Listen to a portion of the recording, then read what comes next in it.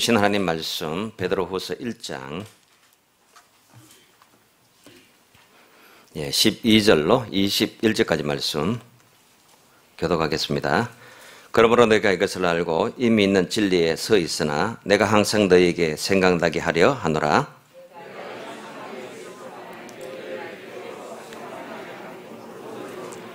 이는 우리 주 예수 그리스도께서 내게 지시하신 것 같이 나도 나의 장막을 벗어날 것이 임박한 줄을 알미라.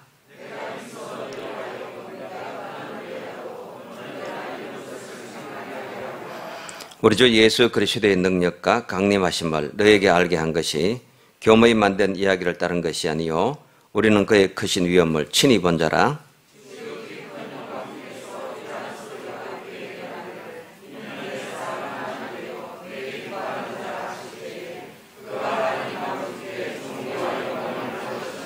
이 소리는 우리가 그와 함께 거룩한 산에 있을 때에 한날부터 난 것을 들은 것이라.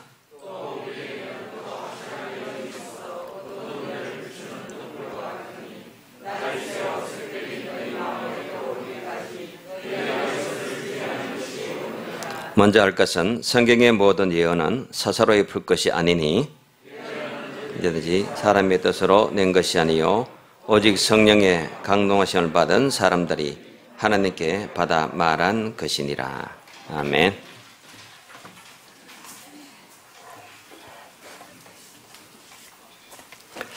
사랑과 인사 나누겠습니다. 말씀의 은혜가 함께 하시길 바랍니다.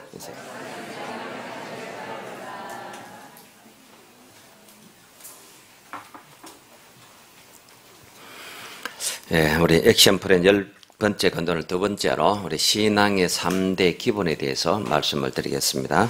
우리 신앙의 3대 기본은 말씀과 기도와 찬양 이 세 가지입니다. 프랑스의 실존주의 철학자 장폴 사르트르라는 분이 있습니다. 이분이 출구 없는 방이라는 희극을 썼습니다. 여기에 보면은 세 사람이 한 호텔 작은 방에 함께 들어오게 됩니다. 그런데 이 방은 한 번 들어오면 나가지를 못합니다. 한 번 들어올 때에 그 문은 다시 열리지 않고요. 나가는 문이 없습니다. 그래서 출구 없는 방입니다. 창문도 없어요. 그런데 그 방에 전혀 알지도 못하는 세 사람이 갇혀서 영원히 함께 지내게 됩니다. 사실 알고 보니 이 사람들은 죽어서 지옥에 온 것이었습니다. 방에 등이 있는데요. 등불이 영원히 꺼지지 않아요. 잠을 잘 수가 없습니다. 거울이 없어요. 자기 모습을 비춰볼 수가 없어요. 오직 다른 사람이 말하는 그대로가 내 모습입니다. 네 이렇다 저렇다 하면 그게 난 줄 알게 되는 겁니다. 자, 그렇게 돼 있는데 근데 이 사람들은 지옥에 왔는데 의아해합니다. 지옥이라는 건 당연히 고문하는 자가 있고 그리고 지옥엔 불길이 타올라야 되는데 고문하는 자도 없고 불길도 없습니다. 그런데 시간이 지나면서 이들은 알게 돼요. 타인이 지옥이라는 거예요. 다른 사람이 지옥이라는 걸 알게 돼요. 비난하고 학대하고 괴롭히고 시기하고 질투하고 평가하고 그러면서 거기서 지옥을 맛보게 되는 겁니다. 그래서 이 책에서 한 유명한 말이 타인은 지옥이다 하는 말인 겁니다. 자, 지옥의 문은 닫혀 있습니다. 전등은 항상 켜져 있습니다. 한 번도 만난 적이 없는 세 사람이 영원히 한 방에 같이 지납니다. 그리고 그들의 비난을 받으면서 살아가야 합니다. 이것이 타인이 지옥인 세상이라는 겁니다. 타자의 시선을 벗어날 수 없고 비난만을 듣고 평가를 하고 서로 다투고 그 좁은 공간이 함께 지나는데 죽음이 없는 거예요. 죽지를 않습니다. 이런 상황 속에 지내는데 그 중에 한 명이 결국은 고함을 지릅니다. 문을 열어달라. 열어달라. 제발 문 좀 열어라고. 무슨 벌이든 받을 만한 벌은 다 받겠다. 끓는 납에다가 집어넣든지 채찍질을 하든지 수백 번 찢어서 갈기 채찍질을 하든지 받을 만한 벌을 다 받을 테니까 제발 나가게 해달라. 그래서 마지막 절규는 이렇습니다. 고통을 제대로 받고 싶다. 이 고통 아닌 고통 가운데 견딜 수가 없다는 거예요. 불길에 던져지든지 끓는 물에 집어넣든지 고통다운 고통에 거기에 들어가는 게 낫지, 타인의 괴롭힘과 시선과 평가와 시기와 질투와 학대에 견딜 수가 없다는 겁니다. 그러나 모두 소용없습니다. 지옥의 문은 열리지 않고 타인들은 나를 계속 괴롭히고, 이게 인간 실존이라는 거예요. 그래서 소펜하우어는 인간의 본질은 결정적으로 두 가지라고 얘기를 했어요. 잘 들어보세요. 자, 우리 인간의 본질은 결정적으로 두 가지인데, 하나는 뭐냐 하면은 타인과 함께 있는 괴로움에 대한 두려움이라고 했어요. 타인과 함께 있는 괴로움에 대한 두려움. 두 번째는 뭐냐면 혼자 있는 외로움에 대한 두려움. 이렇게 상반돼요. 둘 다 두려움인데, 함께 있는 것도 괴롭고 거기에 두려움이 있고, 홀로 있는 그것도 외로워서 그것도 두렵고, 이 실존 가운데 우리가 있습니다. 이 책을 쓴 사르트르는 이렇게 말합니다. 사람들의, 타자들의 시선, 평판에 대해서 걱정하며 사는 것은 뭐냐? 그렇게 사는 것은 죽은 채로 사는 것이다. 기가 막힌 말이죠. 걱정, 근심, 염려로 남의 시선, 남의 평가, 거기에 신경 쓰면서 그것 때문에 걱정도 하고 속도 상하고 그것 때문에 분노가 나고 이러고 사는 것은 죽은 채로 사는 것이다. 기가 막힌 말이에요. 왜 이렇게 사람에게 받는 상처가 많을까요? 왜 이렇게 사람들에게 많은 평가를 받아야 하는 건가요? 상처 있고 상처 주고 서로 괴롭히고, 그래서 사르트르는 이런 인간 실존을 타인은 지옥이다, 이렇게 평가를 한 겁니다. 우리 인간은 이런 세상 속에 살고 있는데요, 참 기가 막힌 현실은 뭐냐면은 한번 태어나면 다시 돌아갈 수 없다는 거예요.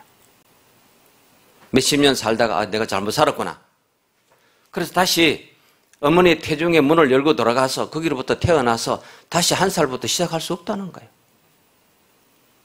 한 번 들어온 문은 다시 열고 나갈 수 없다는 게 바로 그 뜻인 겁니다. 몇 년이 흘렀던, 몇십 년이 되었던 한 번 들어온 문은 다시 열 수 없습니다.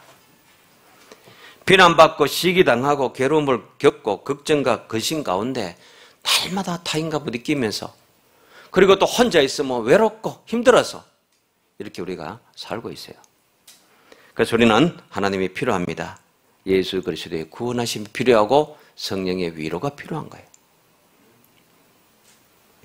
하나님과 함께함이 우리의 기쁨이고 결정적으로 우리의 행복입니다. 하나님과 함께함이 우리의 평안이요 자유인 겁니다. 그래서 사르트르는 이런 얘기도 해요. 당신이 살아있다면 그 죽은 채 사는 삶에서 벗어나라고. 그 의지를 가지고 자유로 남의 시선과 남의 평가에서 거기에 노예적으로 매이지 않겠다고 의지적 결단을 하라는 거예요.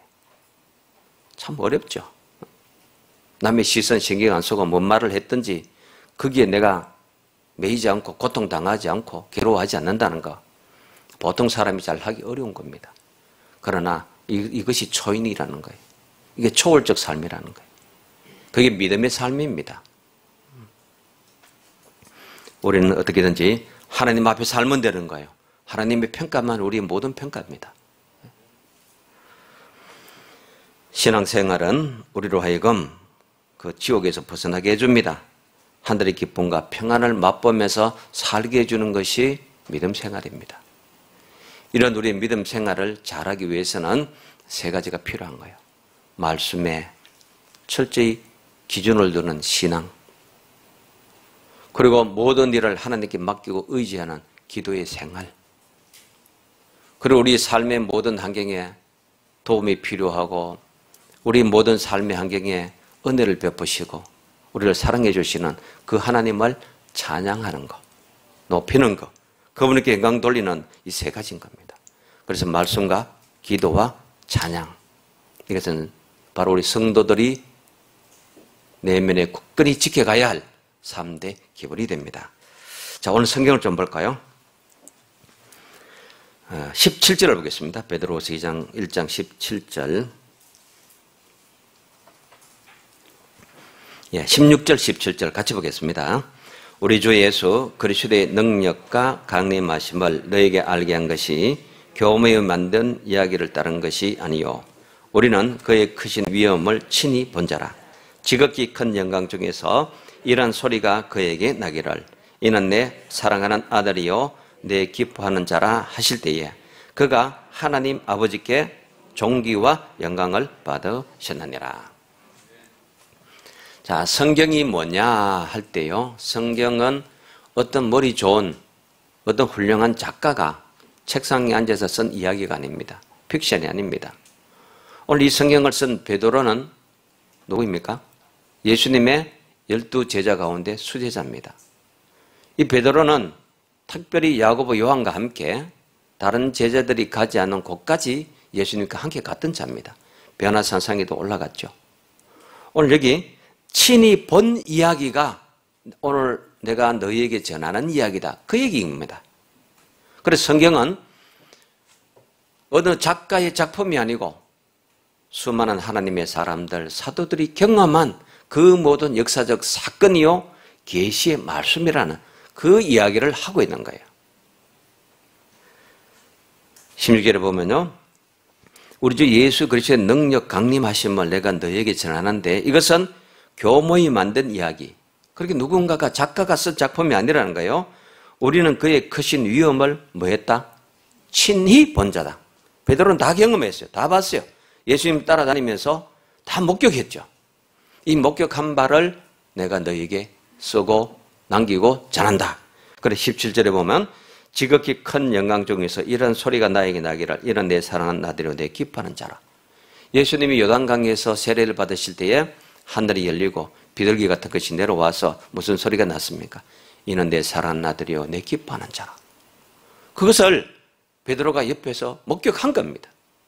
또 변화산상에서도 모세와 엘리야가 함께 좌우에 나타났을 때에 그때도 이 말씀이 들려서 목격을 했습니다. 이렇듯이 베드로는 내가 친히 보고 목격한 것을 기록했고 그것을 너에게 전한다. 그러니 성경은 교모히 만든 이야기가 아니다. 무슨 뜻일까요? 인간의 글이 아니라는 겁니다. 하나님께서 하나님의 사람들, 선지자나 사도나 이런 자들에게 영감을 주어서 그 감동으로 사도들이 사람의 말로 인간의 언어로 기록한 것이 성경입니다.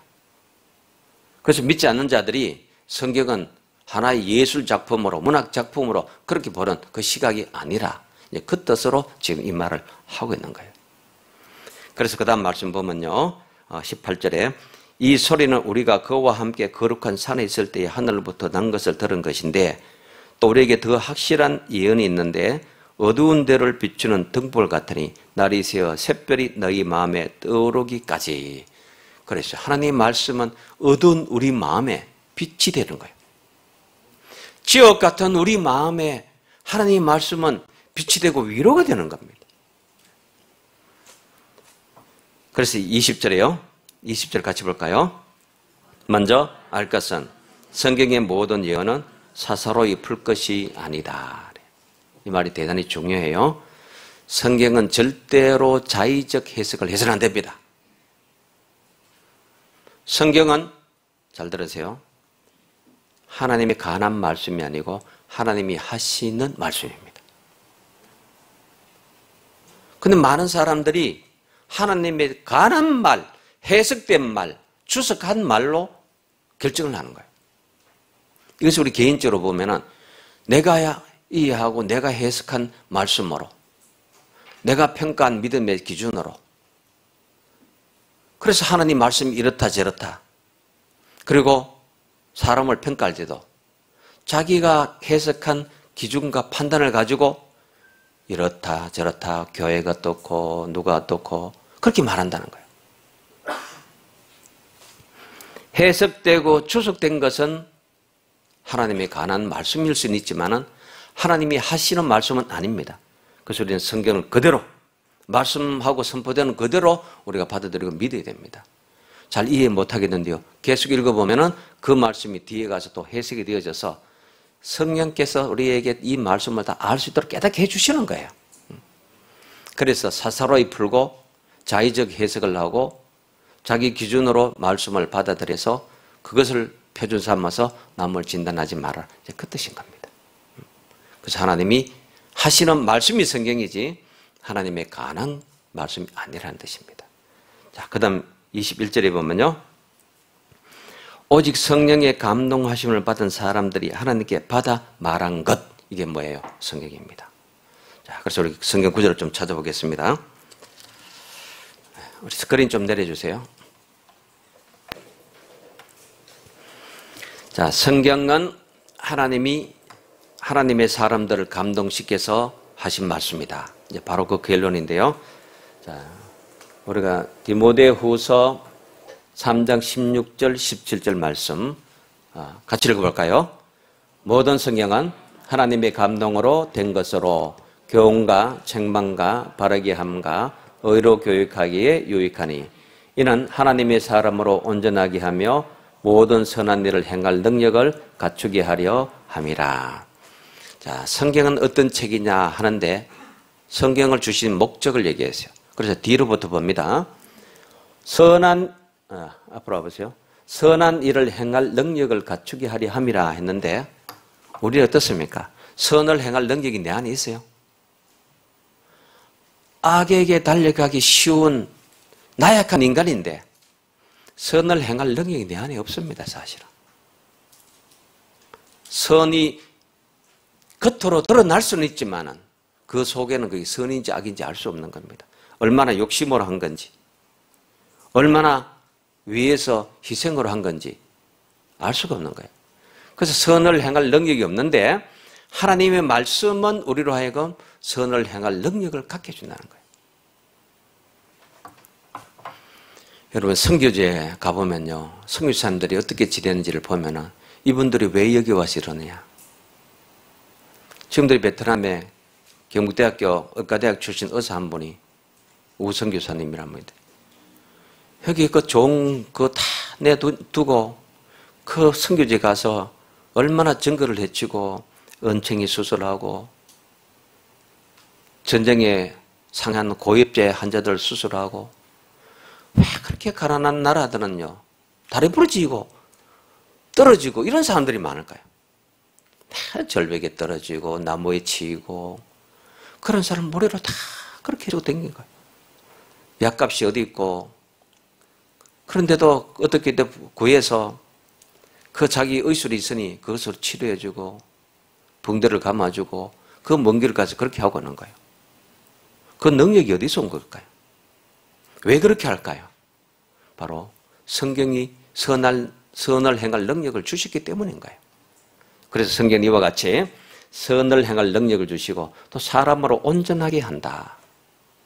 우리는 부족해요. 연약해요. 겉하면 깨어지고 부서지고 그런 존재잖아요.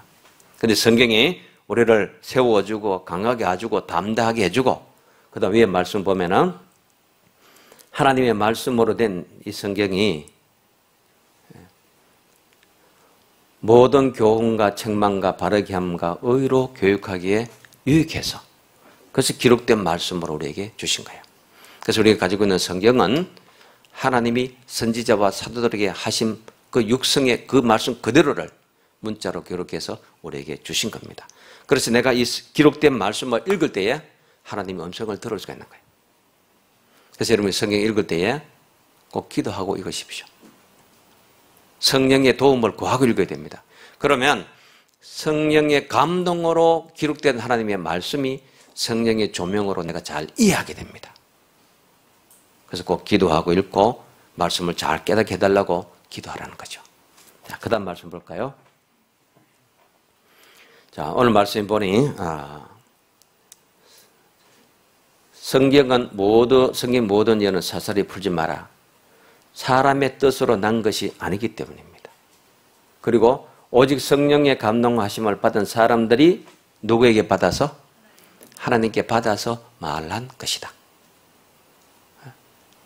그래서 성경은 우리가 언제든지 그것은 하나님이 지금 내게 여기서 하시는 말씀으로 받고 읽어야 됩니다.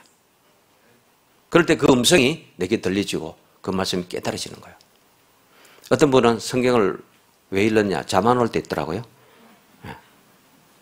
또 배우고 자는 분도 계시더라고요. 하나님이 내게 음성으로 들려주시는 말씀, 살아계신 말씀이라는 걸 알고 우리가 읽어야 됩니다. 넘겨주세요. 자, 아브라함 링컨이 한 말입니다. 나는 성경을 읽음으로써 헤아릴 수 없는 유익을 얻었습니다. 성경은 하나님께서 인간에게 주신 제일 귀한 선물입니다. 귀한 선물이다. 성경을 늘 펴들고 읽으십시오. 그대의 천국 가는 길도 늘 열려 있을 것입니다. 참, 무슨 뜻입니까? 지옥 같은 세상, 타인과에 부딪히면서 힘들게 어렵게 버티는 이 세상에서 우리에게 천국의 기쁨과 살 소망을 가지고 우리를 살아내게 하는 힘은 성경 속에 있다는 거예요. 성경만이 우리에게 땅에 그래도 살맛나는, 그래도 소망과 평안과 기쁨을 누릴 수 있도록 공급해 주시는 그것이 있다는 겁니다. 그래서 천국 가는 그 길이 늘 펼쳐 있다는 것은 다른 것이 아닙니다. 성경이 주는 위로와 기쁨과 소망이 우리에게 함께 한다는 겁니다. 자, 그 다음 보면요. 자, 본 헤퍼라는 유명한 독일의 신학자입니다. 이분이 너무 빨리 죽어서 30대에 죽어서 너무 아까운 그런 분인데요. 하나님의 말씀인 성경은 좋은 말씀도 아니다. 옳은 말씀도 아니다. 아름다운 말씀도 아니다. 재미있는 말씀도 아니다. 그럼 뭐라는 거예요? 이것은 살아있는 말씀이다. 살아있는 말씀이다. 불교의 법정 스님이 송강사라는 작은 절에 계셨죠. 많은 사람들이 그 저 높은 산속에까지 올라와서 날마다 와서 하는 부탁이 뭐냐면 스님 좋은 말씀 좀 들려주세요 하는 이거였어요. 그럴 때마다 법정 스님이 늘 하시는 말씀이 세상에 좋은 말씀이 그렇게 없어서 여기까지 왔습니까? 세상에 좋은 말이 널려 있습니다. 좋은 말 홍수예요. 여러분 하루에도 휴대폰에 좋은 말이 얼마나 많이 와요. 좋은 말이 하도 와서 귀찮아요. 귀찮아. 저희들도 매일 서울에 있는 목사님, 동기 목사, 또 대구에 있는 또 친구 목사가요. 좋은 걸 하고 찬송가까지 같이 해서 보내줍니다. 그거 다 읽으면 4분, 5분이 돼요. 찬송가까지 다 듣고. 근데 둘이 어떤데 똑같은 게 와요. 좋은 말이 얼마나 많아요. 그래서 성경은 명언, 고언, 좋은 말이 아닙니다. 격언적인 게 아니에요. 뭐라고요? 살아있는 하나님의 말씀이라는 거예요. 그래서 좋은 말이 좋은 게 아니고 살아있는 하나님 말씀, 내게 절실하고 필요한 말씀이 좋은 것이요. 그래서 본네편은 바로 하나님 말씀은 재미있거나 좋거나 교훈이 되고 그게 아니고 그분의 살아있는 말씀이 내게 들려지니 그래서 나는 성경이 좋다는 거예요. 여러분 살아있는 하나님 말씀으로서 여러분 성경을 만나고 그 가운데 하나님의 음성을 듣기를 축원합니다. 네. 자, 그 다음 좀 볼까요? 네. 자, 하나님의 말씀은 영원하면 살아있습니다. 그러므로 모든 육체는 풀과 같고 그 모든 영광은 풀의 꽃과 같으니 풀은 마르고 꽃은 떨어지래. 보세요. 오직 주의 말씀은 세세토록 있도다. 자, 예수님도 천지는 없어지겠으나 내 말은 영원히 있느니라 그랬습니다. 다음 볼까요? 자, 히브리서 말씀. 하나님 말씀은 살아있는 생명의 말씀인데 자, 이 말씀 우리가 많이 암송하고 계시죠? 같이 읽어볼까요? 하나님 말씀은 살아있고 활력이 있어 좌우의 날선 어떤 금보다도 예리하여 혼과 영과 및 관절과 골수를 찔러 쪼개기까지 하며 또 마음의 생각과 뜻을 판단하나니. 자, 어떤 분은 이 말씀 읽으면 좀 불안한 분도 계세요. 내 속을 훤히 들떠보시고 내가 못된 마음 품고 못된 짓 하고 악한 생각하고 불의를 도모하고 이걸 다 보고 계시겠네. 그런 두려운 마음이 있을 거예요. 그러나 하나님이 모든 것을 관찰한다. 여기 보시면요. 어떤 날성금보다도 예리하다고 했는데, 자, 이때 당시에 칼이 이런 게 있습니다. 요즘도 물론 있죠. 양쪽에 예리한 날이 있는 칼이 있어요. 양쪽 날. 그래서 이리로 쳐도 되고 저리 쳐도 되는 그런 날카로운 날과 같이 하나님 말씀이 우리를 뭐하느냐? 좌우의 날선 금보다도 예리해서 혼영, 그리고 관절 골수는 육체입니다. 우리의 혼과 영과 육체를 찔러 쪼개기까지 하고 또 마음의 생각과 뜻을 감찰한다. 하나님이 왜 이렇게 감찰하시냐면은 내가 뭐가 필요한지, 뭐에 갈급한지, 뭐가 내가 정말 필요하고 뭐가 정말 답답해서 힘들어하는지 이것을 하나님이 아신다는 거예요. 너희가 구하기 전에 내가 미리 알고 있다. 바로 그것입니다. 이 말씀의 뜻은 뭐예요? 하나님이 우리를 사랑하시고 나를 이해하고 사랑하셔서 내 필요가 뭔지 채워주시려고 준비하신다는 겁니다. 그래서 하나님 말씀은 나를 사랑하시는 말씀이요, 이해하시는 말씀이요, 내 마음에 빛이 되는 말씀입니다. 자, 그 다음 볼까요? 자, 하나님 말씀은 하나님의 뜻을 다 이루고 하나님께 돌아갑니다. 다음 보여주세요. 자, 성경은 결국 최종 목적은 누구를 가르치냐면 예수 그리스도를 가르칩니다. 자, 요한복음 5장 39절 같이 볼까요? 너희가 성경에서 영생을 얻는 줄 생각하고 성경을 연구하거니와 이 성경이 곧 내게 대하여 증언하는 것이니라. 그래서 성경은 구약은 신약의 그림자요, 신약에 대한 약속이요, 보장이었습니다. 그 성취는 예수 그리스도를 통해서 이루어지는 겁니다. 그래서 성경의 모든 말씀은 생명의 말씀, 영생의 말씀이고 그 영생은 바로 예수 그리스도에 관한 것입니다. 그래서 예수님이 나는 길이요, 진리요, 생명이다 말씀하셨죠. 자, 그 다음 볼까요? 자, 이 모든 성경은 하나님 아들 그리스도인을 믿게 하려고 또 너희로 믿고 그 이름을 힘입어 생명을 얻게 하기 위해서. 그래서 우리는 성경을 통해서 내가 건강하고 잘되고 출세하고 부자하고 보좌되고, 물론 하나님이 그런 복도 주세요. 그러나 보다 근본적으로 성경이 우리에게 주시는 메시지는 영원한 생명입니다. 영생의 말씀이에요. 이 영생의 말씀, 구원의 말씀을 붙들고 살면은 세상의 다른 복들은 몸이 가면 그림자가 따라오듯이 따라오는 것들입니다. 그래서 믿는 자에게 은혜를 주셔서 잘되기도 하시고 건강하기도 하시고 기적도 응답도 다 일어나는 겁니다. 그러나 근본 메시지는 바로 생명을 얻게 하는, 이것이 성서의 주 메시지입니다. 성경은 무슨 말씀이죠? 이러면 하나님이 하시는 말씀입니다. 그 내용은 생명에 관한 말씀입니다. 그렇게 하면 되는 겁니다. 자, 그 다음 기도에 대해서 좀 보겠습니다. 예. 자, 여기 볼까요? 앞에 거. 예. 성경을 한 번 읽으면 뭐가 변하고? 생각이 변합니다. 두 번 읽으면 말이 달라지고, 세 번 읽으면 행동이 달라진다. 그래서 성경은 우리를 자꾸 바꿔놓습니다. 날마다 우리 삶을 변화시켜 줍니다. 자, 그 다음요. 자, 성경을 처음 읽고 나서 나는 하나님을 발견했다. 두 번째 읽고 나서 내가 죄인임을 발견했다. 세 번째 읽고 나서 예수가 구주임을 발견했다. 네 번째 읽고 나서 천국을 발견했다. 다섯 번째 읽었을 때 나는 구원을 받았다. 성경은 계속 발견합니다. 자기 자신을 알아갑니다.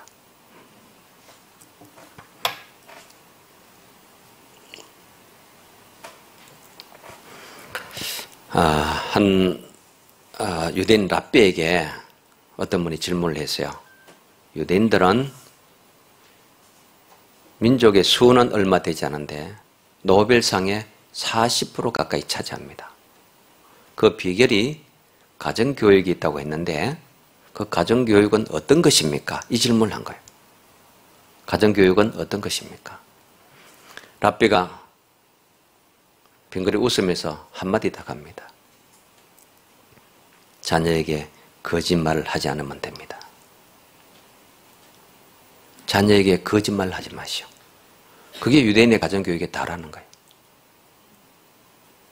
아버지 말을 못 믿으면, 엄마 말을 못 믿으면 세상에 믿을 게 없습니다. 거짓말을 하지 마시오. 그게 가장 큰 거예요. 왜? 하나님 앞이니까. 하나님 말씀 앞에 사는 자는 거짓말을 하지 않는다는 거예요. 이것이 유대인의 힘이라는 거예요. 그래요. 성경은 우리로 하여금 날마다 우리를 다듬어서 모나고 거짓되고 부정한 것들을 깎아서 반듯한 하나님의 사람 우리를 세워줍니다. 그래서 성경을 읽으면 읽을수록 나는 처음에 봤죠. 온전하고 구비해서 선한 일을 행할 능력을 갖춘 하나님의 사람으로 변화되는 겁니다. 자, 그 다음 기도를 좀 볼까요? 자, 기도는 어떤 것입니까? 이 마이어에게 어떤 분이 물었습니다. 그러니까 기도는 모든 것입니다. 단 한마디로 돼야 되겠죠. 자, 토마스 아켐피스, 우리 많이 들어보셨죠? 자, 이분은 밖에서 자주 놓치는 것을 그대의 골방에서 찾아보라. 이게 아주 중요한 기도에게 하는 교훈이었어요. 밖에서 놓치는 게 뭐냐? 밖에서 뭘 하다가 내 실수하는 거예요. 실패하는 거예요. 망하는 거예요. 안 되는 거예요. 매일 잘못된 판단을 하는 겁니다. 이 밖에서 안 되는 이 많은 것들, 왜 그러냐? 그 이유는 뭐냐?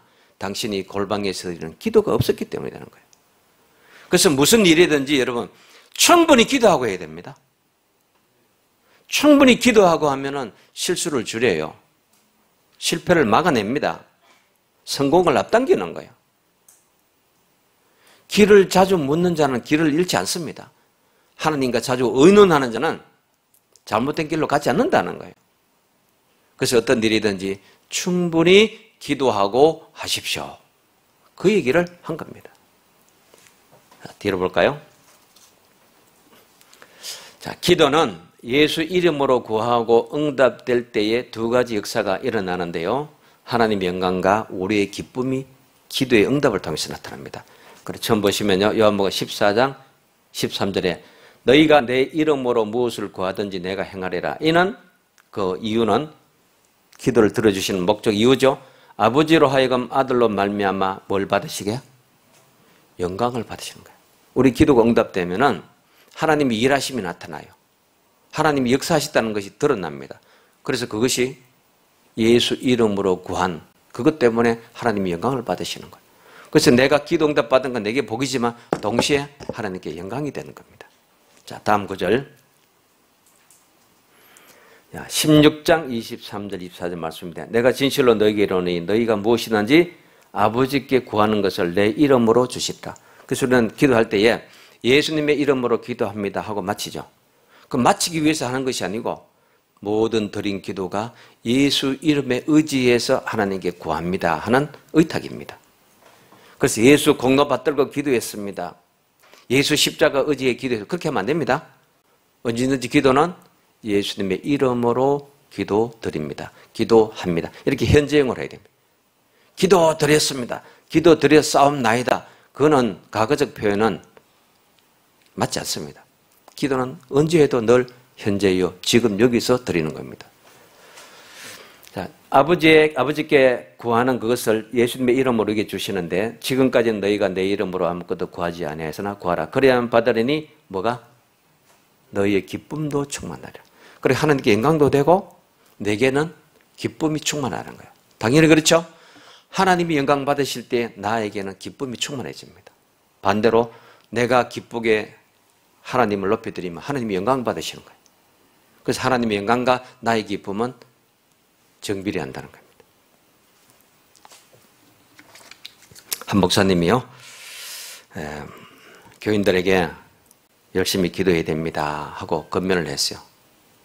그때 예배를 마치고 나니까 한 집사님 오셔서 목사님은 목사님이시니까 기도하라고 권면하시는데 저는 지금 기도할 처지가 아닙니다.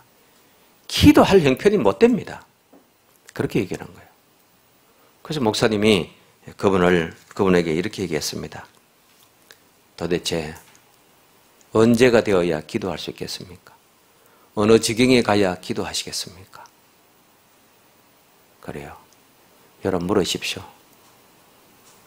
내가 기도하지 않고도 괜찮을까? 이대로 기도하지 않고 살아도 괜찮을까? 언제까지 내가 기도 안 해도 괜찮은지 스스로 물어보십시오. 어느 때가 되어야 기도할 수 있을까? 언제쯤이면 기도할 수 있을까? 여러분 잊지 마세요. 절대로 이 세상은 내 편 아니고 환경은 나를 도와주지 않습니다. 하나님만이 우리를 도와주시고 하나님만이 내 편이에요. 내가 너를 도우리라. 강하고 오른손은 너를 붙들리라. 하나님 말씀이잖아요. 세상은 내 편 아닙니다. 환경은 나를 안 도와줘요. 그래서 어떤 형편 처지 있다 할지라도 여러분은 하나님께 기도하고 하나님께 맡겨드려야 됩니다. 하나님이 일하시도록 내게 하나님께 일하시는 공간을 내어드리는 게 그게 기도인 겁니다. 그래서 여러분이 어떤 일이든지 충분히 기도하시고 하나님의 도우심을 바라고 살아야 됩니다. 은혜의 목마름이 있어야 고달픈 삶이 끝나요. 기도의 갈급함이 있어야 내 삶에 굴곡진 것이 형통하게 됩니다. 그 다음 볼까요? 네.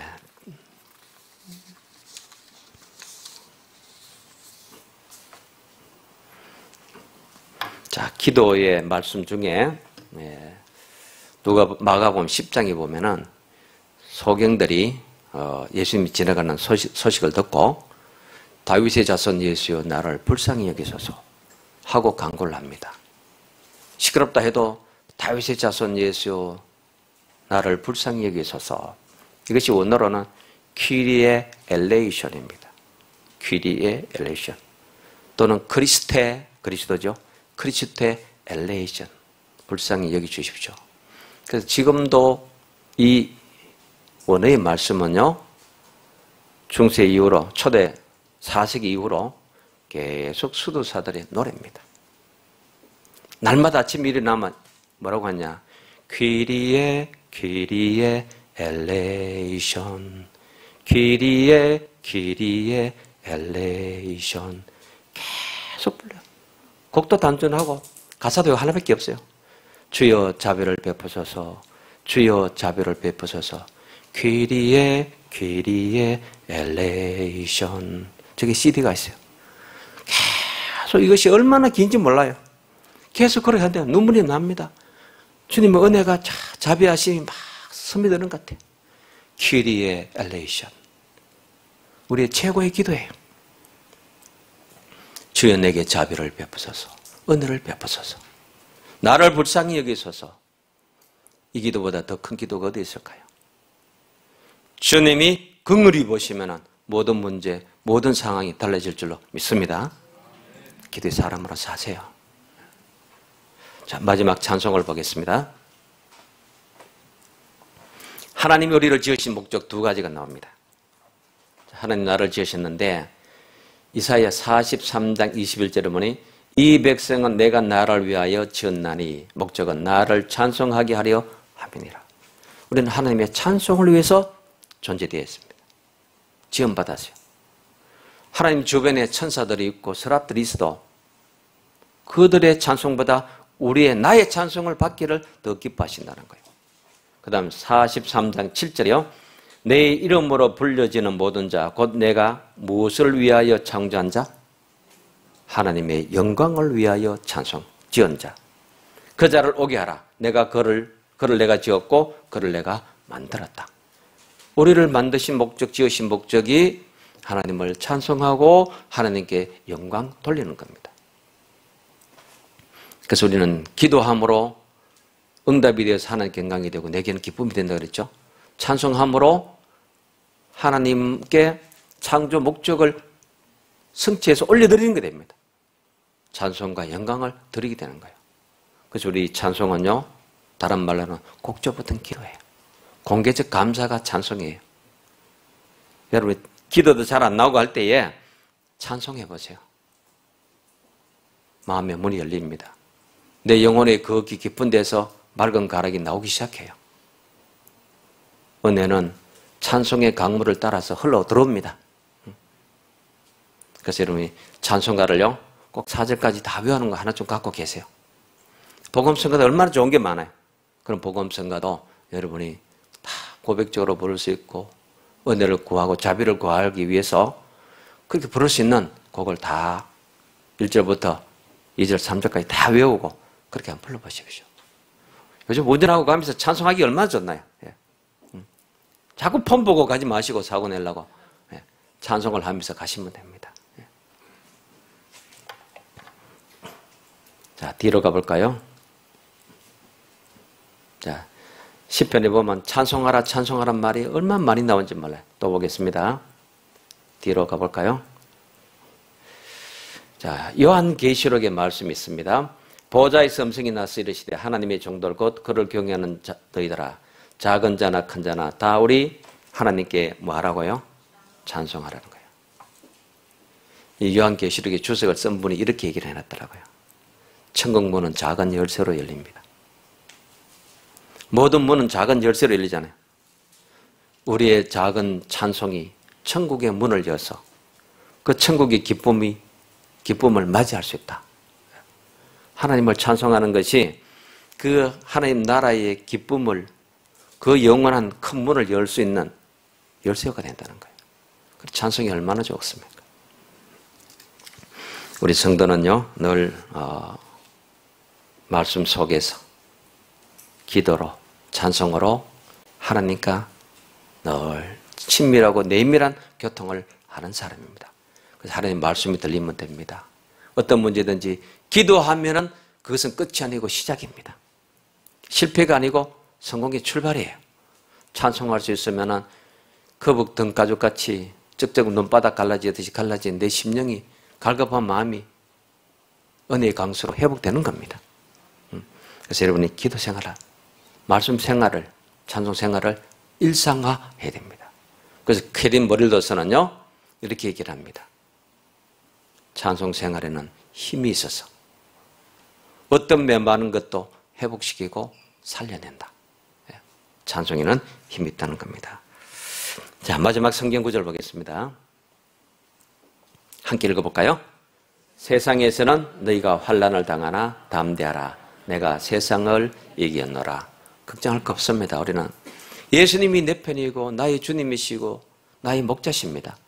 그래서 예수님이 내가 세상 삶에서 당한 모든 환난, 걱정, 근심거리를 신이 다 해결해 놓으셨어요. 서두에서 말씀드렸던 그 타인이 지옥인 그런 방, 이 세상, 이 좁은 공간 속에서 그렇게 괴롭게 힘들게 사는 상황이라 할지라도 그 상황을 극복하고 이기신 분은 누구시라는 거예요? 우리가 믿는 예수 그리스도입니다. 이제부터 그 예수님의 도우심을 구하고 사세요. 그 도우심을 필요로 하고 사세요.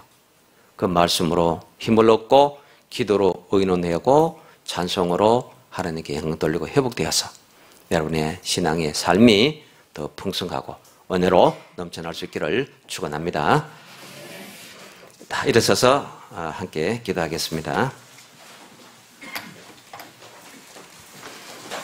이 시간 기도할 때에 하나님 아버지 한번 태어나서 다시 돌아갈 수 없는 이 세상 가운데 평가와 비난과 시기와 질투와 욕을 먹고 사는 아무도 나를 반겨주지 않고 환영해주지 않는 이런 풍토 속에서 오직 예수님만이 나의 위로요 소망이요 기쁨이 되고 길이요 진리요 생명이 되어서 그분이 하신 말씀, 그분에게 드리는 기도의 의논과 그분을 높이고 영광을 돌리는 찬양을 통해서 저희들이 살아나고 승리하고 이 땅에서 굳건히 모든 환난을 헤쳐나가는 하나님 백성 되게 해 주시옵소서.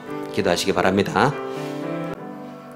하나님 아버지, 이 세상이라는 울타리 좁은 방에 살면서 힘들 때도 많습니다. 관계가 깨어져서 괴로울 때도 많습니다. 때로는 홀로 있어서 외롭고 버거울 때도 많습니다.